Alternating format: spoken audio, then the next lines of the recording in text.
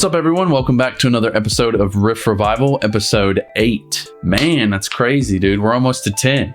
By the way, I just wanted to say thank you guys so much for following along with the series. It's been really fun to make these, and it's really pushing me to kind of finish songs and really work with the ideas that I have. And it's been really hard, especially this song. This song has been really tough just because it's in that 2/4 open key, that melodic key I was talking about. Like everyone else, I write a riff and then I hate it. I just leave it to the side for years and then come back to it. So forcing myself to kind of finish these things has been a huge challenge, but a good challenge, something that's been helping me as a songwriter. So thank you guys. So for today's video, I wanted to make a video about this thing, the Zoom GFX 707.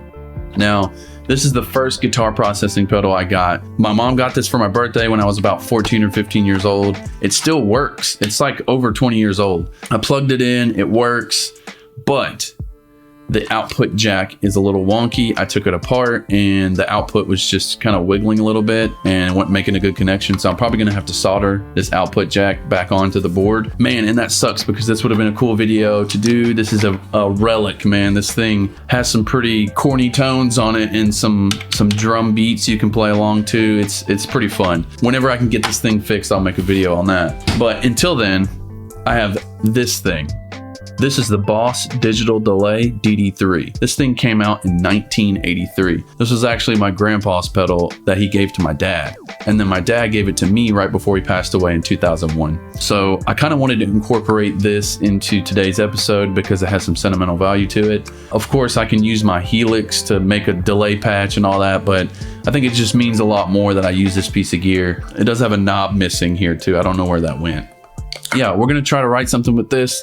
Let's get started. For the end of this part, I kind of wanted to do like sort of a break, and we all know that Volumes does that little snare flam break on some of their songs. So I was thinking of doing something similar and then breaking off into like a clean part and then going back into like a groovy riff. What I have so far is I kind of chopped off where we left off a little bit and put like a snare flam.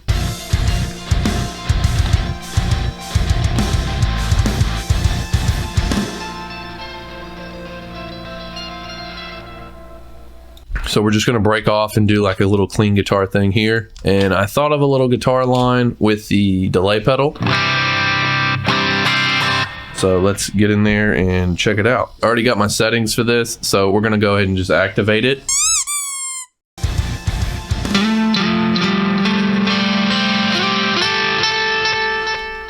I don't know if the delay is set correctly.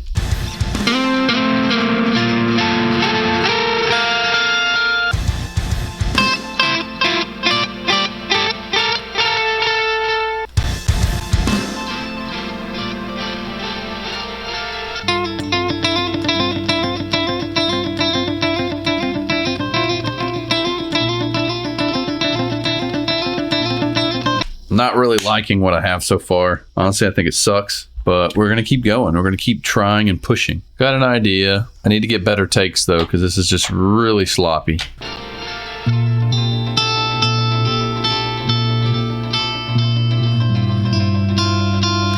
Okay, we're getting somewhere. Ooh.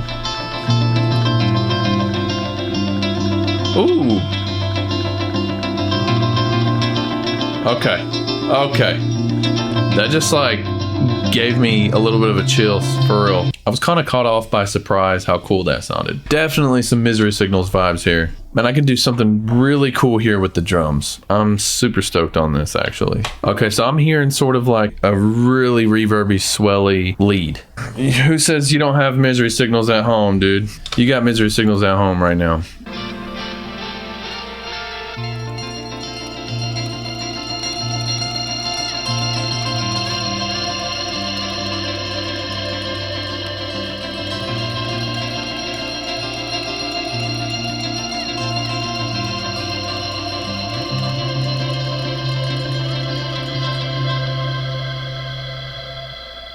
I played that really weird. I don't know if you guys saw, but I was like moving about with my pinky. I would never play anything like that, but I was so scared of screwing up that I just kind of made it happen with my pinky and my ring finger. So we'll keep it because I think I nailed the take. Okay, so I got another riff idea after that. I gotta say this riff idea is pretty volumesy, very volumesy actually, and it stays with another groove, sort of like, it's like a bendy sort of genty riff. We'll track that, then we'll do drums, and we'll see where it goes.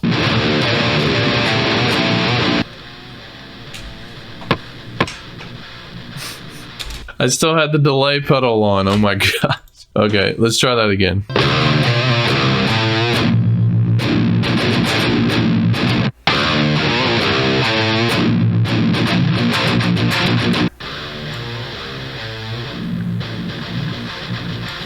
I'm gonna retrack this whenever we get to the drums because this is just crap. This is what we have so far.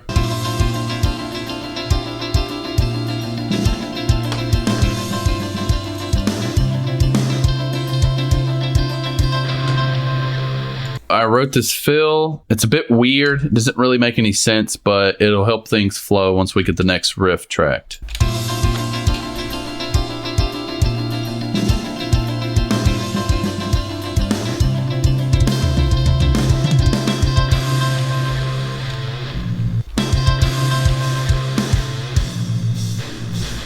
Oh yeah, I can feel this. I can feel this being super sick, super heavy.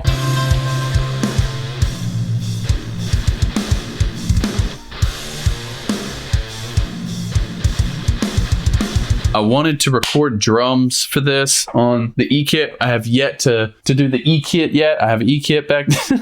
Say E-kit like 1,500 times. I have an E-kit back here that I don't ever use. I suck at drums, but I like to mess around. So if you do want to see me get on the E-kit and try to track some stuff, hit like on the video. Let's see if we can get this video to, let's see, hold on. What's the average likes on my videos? Let's see. I don't want to overshoot it, you know, because I really want to get on the E-kit. Let's do this. 500 likes and I'll get on the E-kit and look stupid. I'm pretty bad at drums. I can keep a beat, man. I can keep a beat. My main thing is like I'm really good with my hands, but I suck with my feet. So my feet are just not doing what my brain wants it to do. Get us to 500 likes on this video and it'll happen. I played it really crappy at first, but let's redo it.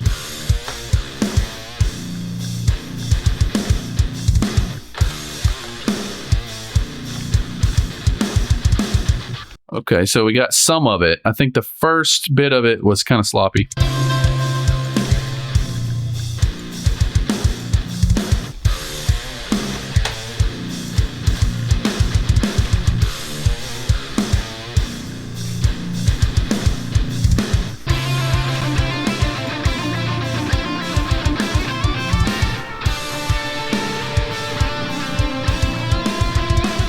Okay, so there's an idea. I tracked it really bad, but that's an idea. Let's run with it.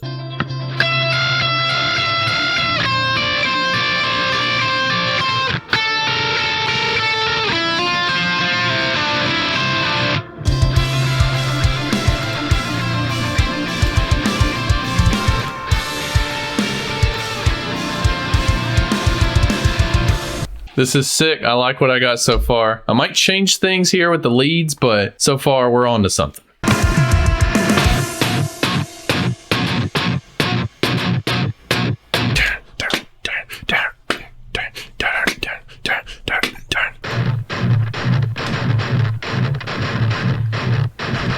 A lot of noise in between. We can get rid of that.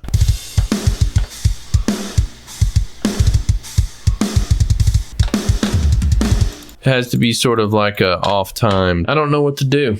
I'm a little bit lost for riffs right now. All I can think of to do is chugs.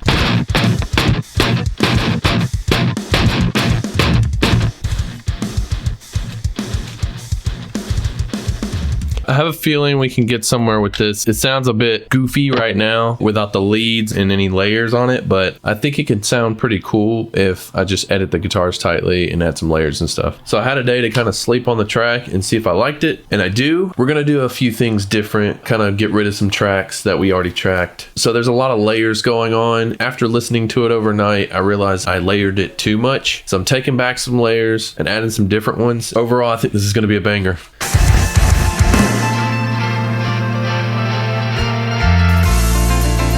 So when I first started writing that, I realized that something was missing. I'm going to add a piano part, and it's going to stay with these chords. And then I'm going to continue it with guitar after that. And then we have sort of like a chordy lead almost over the breakdown part, but we're going to tuck that in the mix. This is all stuff that I thought of while I was laying in bed.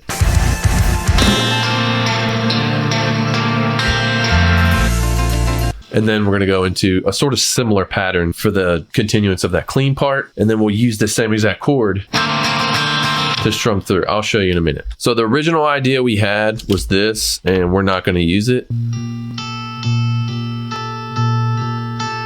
Now, I still may use this, but we'll probably do a different element, like a piano or something. And then we'll cut into the lead right there. Next part, we're going to have some chords come in after that.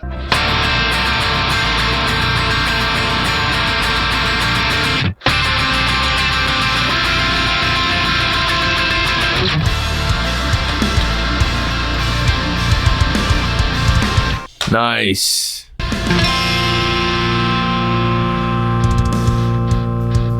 So as far as layering goes for today, I think we're done with layering. Let's move on to the other stuff. Now let's see what we can do with this piano. I think I use American Grand. Let's do Bell. We're going to do the same notes that I'm playing on guitar.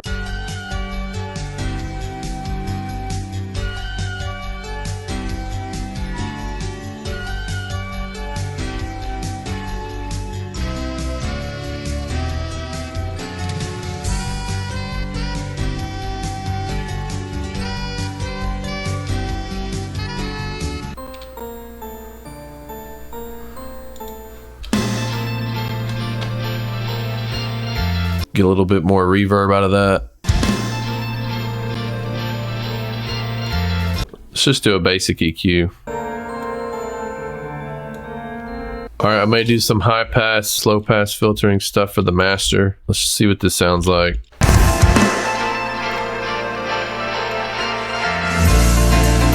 So I went ahead and edited the ending of the song, so it's tighter guitars.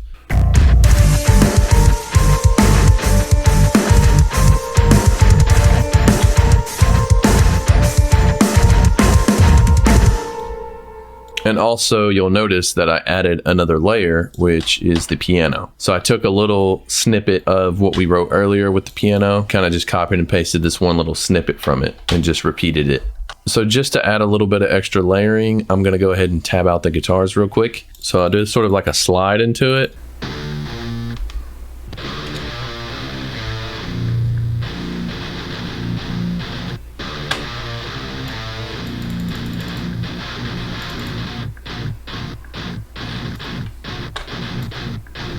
That actually sounds pretty good. The right guitar is real guitar, left guitar is Axure.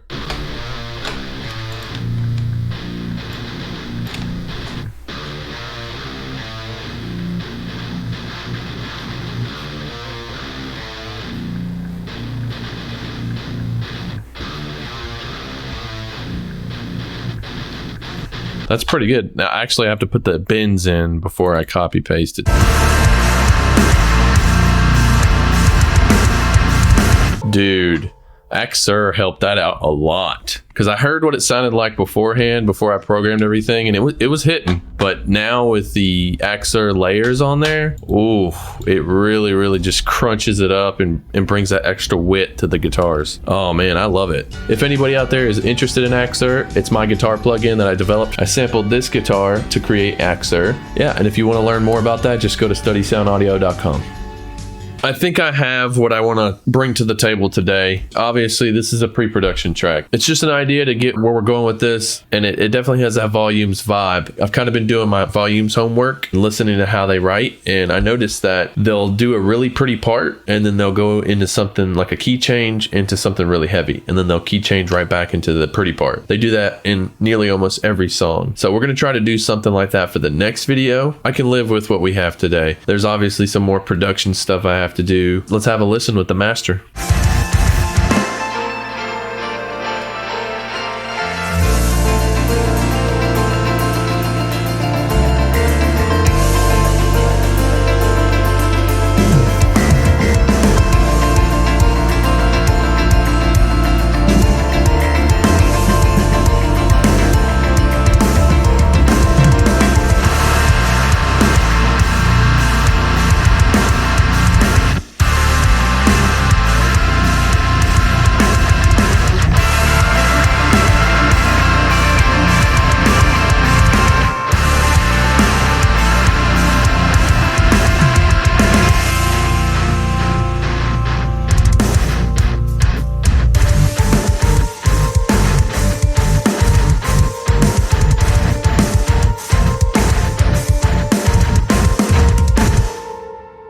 Sweet. Woo.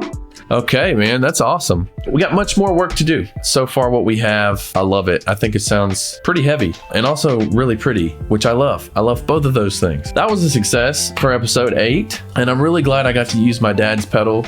This thing has a lot of sentimental value to it.